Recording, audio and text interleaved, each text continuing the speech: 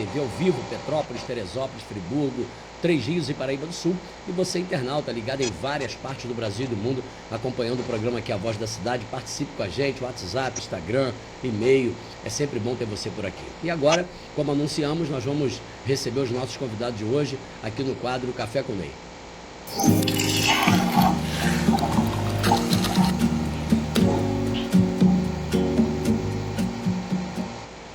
Recebo aqui nos nossos estúdios os advogados Ronaldo Magalhães, meu amigo, e a Ana Carolina Peran, amigos que hoje vieram aqui para a gente falar de um assunto não muito agradável, né? De algo que ocorreu em Petrópolis e que eles estão, neste caso, e são bem conhecedores.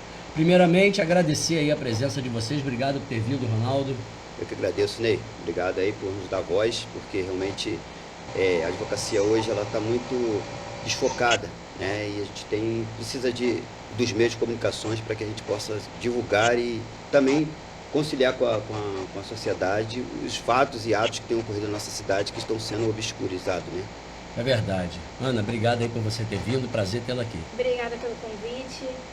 Nós estamos aqui numa missão que nós temos, além de advogados, nós somos cidadãos e somos cristãos, e nós temos o dever legal, moral e profissional de elucidar a população, a sociedade sobre esse caso tão grave que a gente veio falar hoje.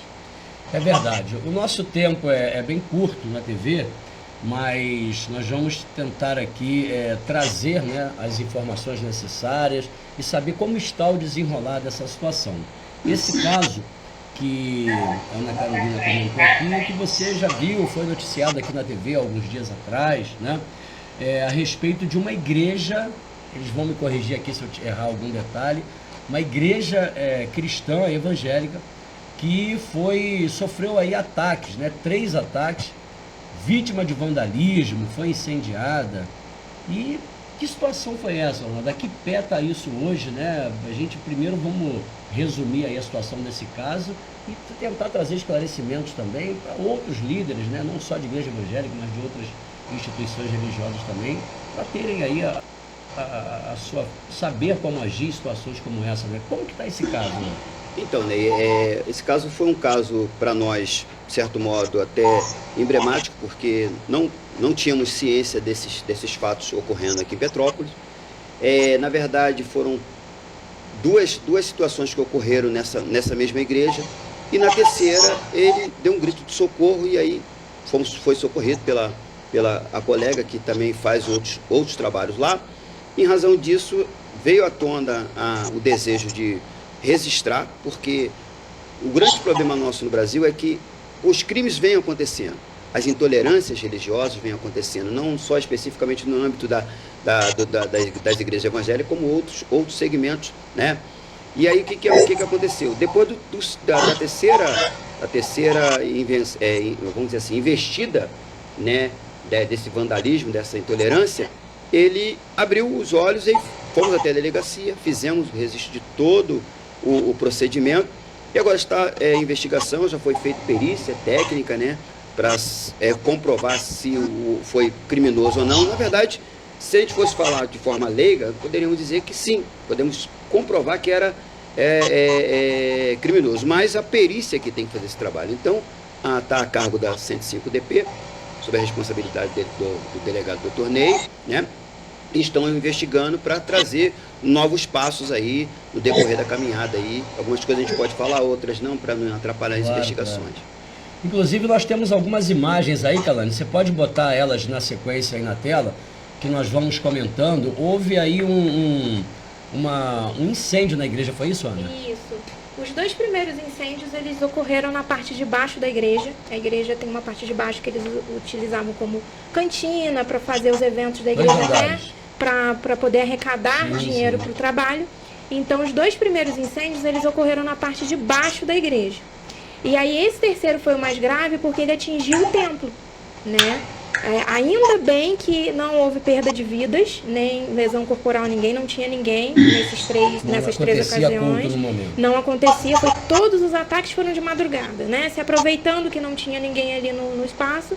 E esse terceiro ataque foi no templo da igreja.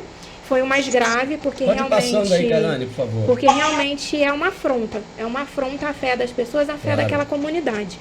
e foram furtadas fiação, câmeras de segurança. Então, nenhum registro há por causa do furto das câmeras de segurança, né?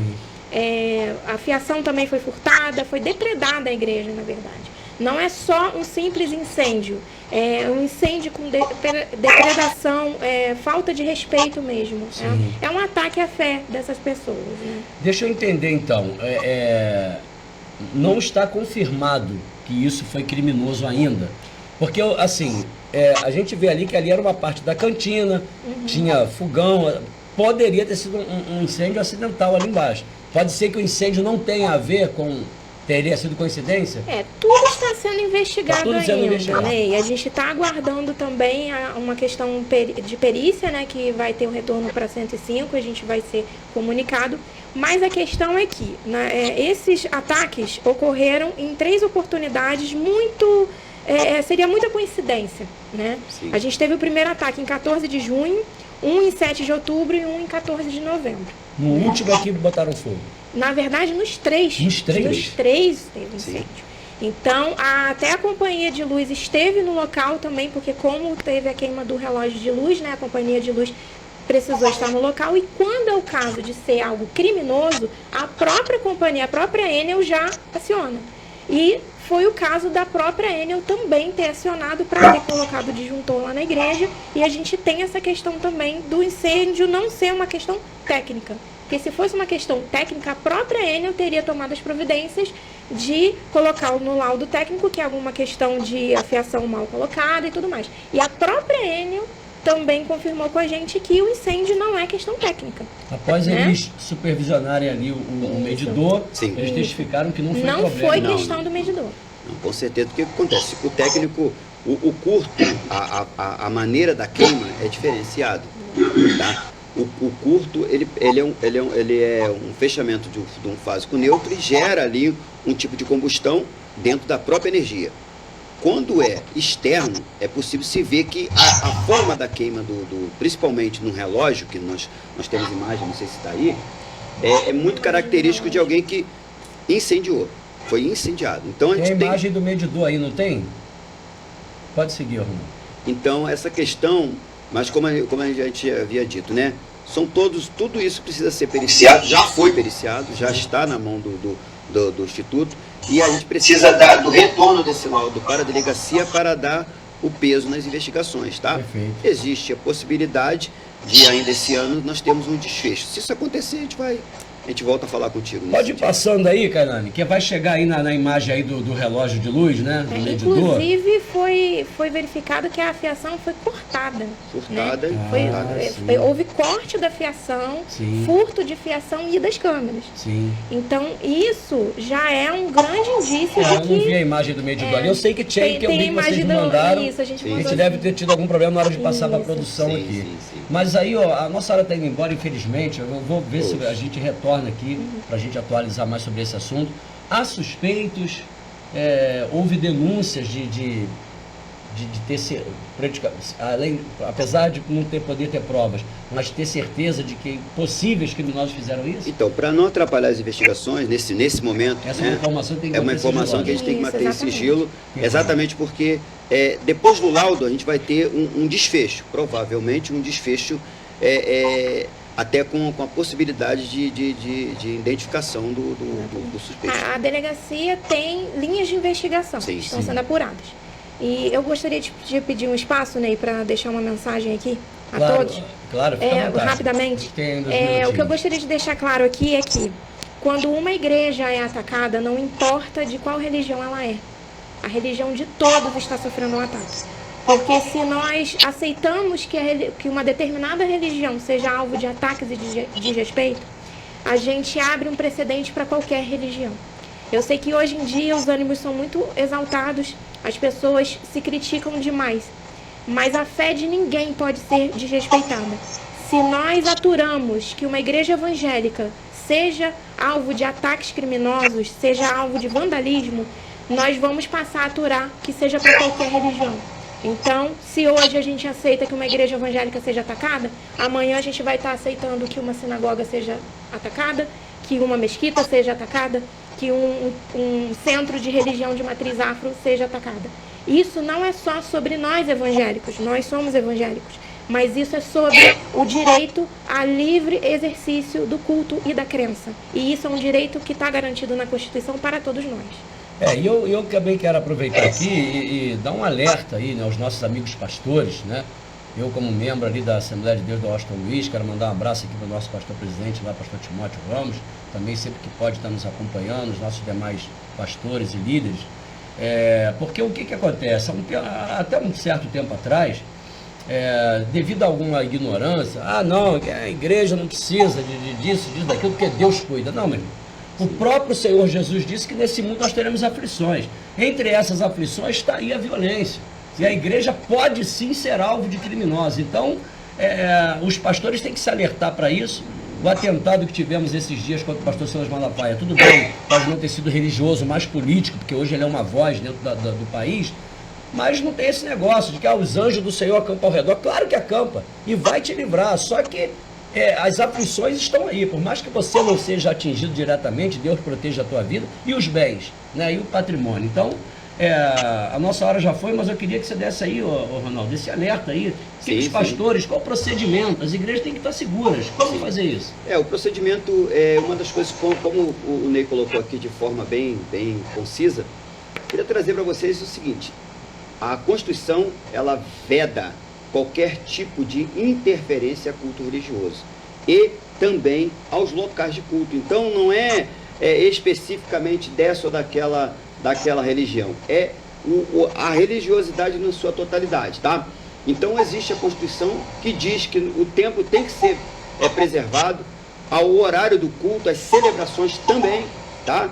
E assim como existe o aspecto criminal, né? O artigo 208 vai dizer que você não pode ser vilipendiado, você não pode ser impedido, você não pode ser ressachado, nada que impeça a manifestação de crença religiosa, seja de qualquer matriz que for, tem que ser tida como respeitosa. E se alguém desrespeitar, procure a delegacia, faça o registro policial e acompanhe, tá? Porque existe a punição da parte de Deus, mas o homem, muitas vezes, ele precisa ser punido, até porque se ele não houver um registro, né, ele acaba fazendo em outro tempo, daqui a pouco, em outro tempo, infelizmente, ou até, nem digo infelizmente, eu digo assim, graças a Deus, aconteceu pela madrugada. Imagine se acontece no horário de culto. Nós teríamos aí uma fatalidade, pessoas aí sendo afetadas, né? Perfeito. Agradecer demais a presença de vocês, nós vamos estar acompanhando esse caso aqui, o programa está aberto, viu, Carol? A você, Ronaldo, meu amigo, para qualquer esclarecimento aí para a população, e se Deus quiser a solução desse caso, né, e que os nossos líderes, independente da instituição religiosa que seja, possam estar atentos a isso aí. Pode se despedir aí do pessoal aí, suas considerações finais, Carol? Então, eu gostaria de agradecer o espaço que você está cedendo para a gente, né? É muito importante a gente estar falando sobre esse caso, porque como o Dr. Ronaldo falou, hoje a gente tem a perda material para a igreja, né? Mas a gente tem o risco de ter perda de vidas. E eu gostaria também de deixar aqui que a gente está com uma campanha, eu não sei se... essa imagem aí, bota tá na tela, por favor, Canane, rapidinho. Para arrecadar doações para a igreja poder se reconstruir, poder, né, fazer as reformas necessárias. O Pix da igreja é o número do CNPJ, tá ali embaixo, né? 30637, isso.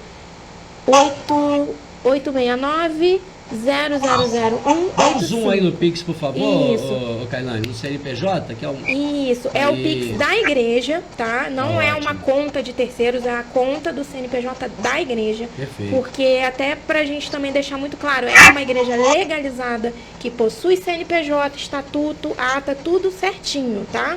Aí, então, uma igreja legalizada e o Pix vai direto pra igreja, qualquer valor que as pessoas puderem ajudar para a reconstrução desse templo, tá? Nós vamos estar divulgando esse Pix aqui durante essa semana e pedindo aqui também aos nossos parceiros, empresários e telespectadores a ajuda necessária aí. Obrigado, Ronaldo, um grande abraço. Obrigado, Ana, parabéns pelo trabalho de vocês. Obrigada. E a gente vai acompanhando esse caso aí. Eu que agradeço. Fiquem com Deus. Obrigado.